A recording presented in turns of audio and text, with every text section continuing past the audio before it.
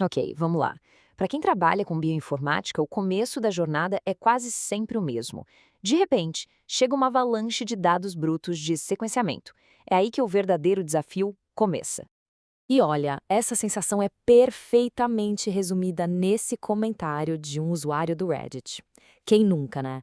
É um pedido de ajuda que muita gente reconhece, aquele misto de confusão, de incerteza, de não saber nem por onde começar. E isso nos joga direto no que a gente pode chamar de o dilema dos dados brutos. Chegam os arquivos, a gente roda um relatório de qualidade e pá, a tela se enche de avisos, de alertas de falha. A grande questão é, e agora? Como saber se esses dados são bons, ruins ou só complicados? É exatamente aqui que a aventura começa de verdade. Porque não se trata só de sair corrigindo problemas. A primeira missão é, na verdade, ser um pouco detetive e entender a história que esses relatórios estão tentando nos contar sobre a natureza dos nossos dados. Pensa assim, antes de tentar editar um texto num idioma que não se conhece, primeiro é preciso aprender o básico da gramática, certo? Aqui é a mesma coisa. Antes de sair limpando qualquer coisa, a gente precisa aprender a falar a língua dos dados de sequenciamento. E o nosso ponto de partida é sempre o arquivo FASTQ. Ele é como se fosse a certidão de nascimento de cada pedacinho de DNA sequenciado. Lá dentro tem duas coisas cruciais: a sequência de letras em si e, talvez mais importante, uma nota sobre a qualidade dela. E é bem interessante, porque cada leitura dentro desse arquivo conta uma pequena história em 4 linhas. A primeira é o nome, o RG da leitura. A segunda, o DNA mesmo, as letrinhas A, C, G, T. A terceira linha é só um sinal de mais, um separador. E a quarta linha é onde está o segredo. São as pontuações de qualidade, uma para cada letrinha da sequência. Essa pontuação tem um nome.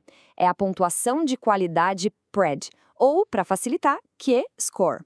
Basicamente, a máquina de sequenciamento falando, olha, eu tenho 99,9% de certeza de que essa letra aqui é um A. Ou então, para essa aqui eu tenho só 90% de certeza. Quanto maior a nota, maior a confiança. Agora, o realmente impressionante é o que essa pontuação significa na prática. Uma nota que é 10 dá 90% de precisão, o que significa um erro a cada 10 letras. Mas olha o salto. Uma nota que é 20 já pula para 99% de precisão, um erro a cada 100. Com que é 30, a gente está falando de 99,9% de acerto, um erro a cada 1000. Essa escala é logarítmica, então cada pontinho a mais representa um ganho de confiança gigantesco. Ok, agora que a gente já sabe ler o boletim dos nossos dados, tá na hora de botar a mão na massa. Vamos falar do pré-processamento. É basicamente a hora da faxina, de usar as ferramentas certas para preparar os dados brutos para a análise principal.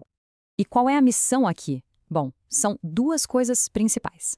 Primeiro, jogar fora as bases, as letrinhas que tiraram uma nota muito baixa de qualidade. E segundo, remover uns pedaços de sequência que não são DNA de verdade, os chamados adaptadores. Pensa neles como a etiqueta que ficou grudada na roupa depois da compra. Não faz parte do produto, tem que sair.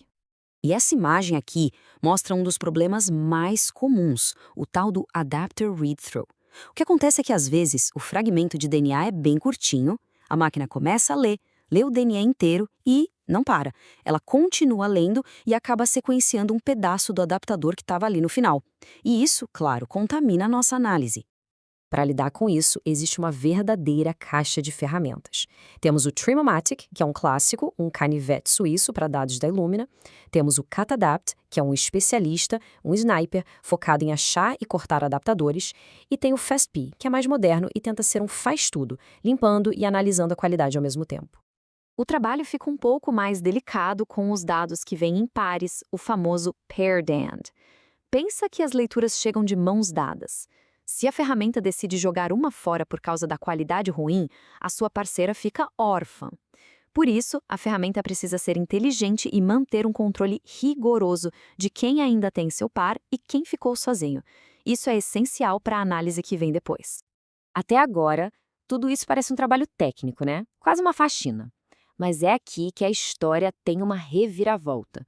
E se essa etapa de limpeza não for tão neutra quanto parece? E se a escolha da ferramenta tiver consequências científicas reais? A pergunta que a gente precisa fazer é essa. Será que a forma como os dados são limpos pode, de fato, mudar a resposta para uma pergunta biológica?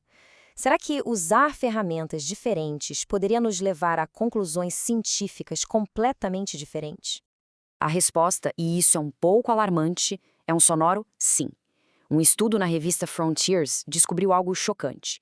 Eles analisaram a mesma amostra para fazer tipagem de HLA, um processo super crítico em transplantes. O resultado? Usando os dados brutos ou o Trimomatic, eles chegaram ao tipo de HLA correto. Mas quando usaram o CutAdapt ou o FastP, o resultado foi incorreto. Vamos visualizar o tamanho do problema. Este gráfico mostra a precisão. Dados brutos e Trimomatic estão ali, batendo mais de 93% de acerto. Ótimo! Agora, olha o que acontece com o CutAdapt e o FastP. A precisão despenca para 86% e 80%. E essa diferença não é só um número. Em um contexto clínico, isso pode ser a diferença entre um diagnóstico certo e um errado. Os próprios autores do estudo resumiram a gravidade da situação com esta citação. Eles deixaram claro que o pré-processamento afetou diretamente os resultados, com um enorme impacto nos testes clínicos. De repente, uma escolha que parecia puramente técnica se transforma numa decisão com consequências no mundo real. Então, como a gente sai desse paradoxo? A grande lição aqui é que a limpeza de dados não é só uma tarefa técnica, uma etapa chata no começo do trabalho. Ela é, na verdade, parte integrante do método científico. Este fluxograma mostra o cenário completo. O pré-processamento não é um passo isolado que a gente faz e esquece. Ele é o alicerce. É a fundação sobre a qual todo o resto é construído. O alinhamento das leituras, a busca por variantes, a análise de expressão e, no fim, a descoberta científica. Se a fundação for fraca, todo o prédio corre o risco de desmoronar. Então, o que fazer na prática? Primeiro, conheça seus dados a fundo. RNA-seq, que é genoma inteiro, qual o tamanho das leituras. Segundo, saiba exatamente o que a sua ferramenta está fazendo. Não a trate como uma caixa preta. Terceiro, na dúvida, compare os resultados de ferramentas diferentes. E o mais importante, não existe a melhor ferramenta para tudo. O que existe é a ferramenta certa para a sua pergunta e os seus dados específicos. E isso tudo nos deixa com uma pergunta final para reflexão. O objetivo do pré-processamento não é só deixar os dados arrumados, é garantir que eles representem a verdade biológica da forma mais fiel possível. A questão que deve sempre nos guiar é: cada passo que damos na limpeza dos dados está nos aproximando dessa verdade ou está apenas criando uma versão mais organizada, mas potencialmente distorcida da realidade? Manter essa pergunta em mente é o que faz toda a diferença.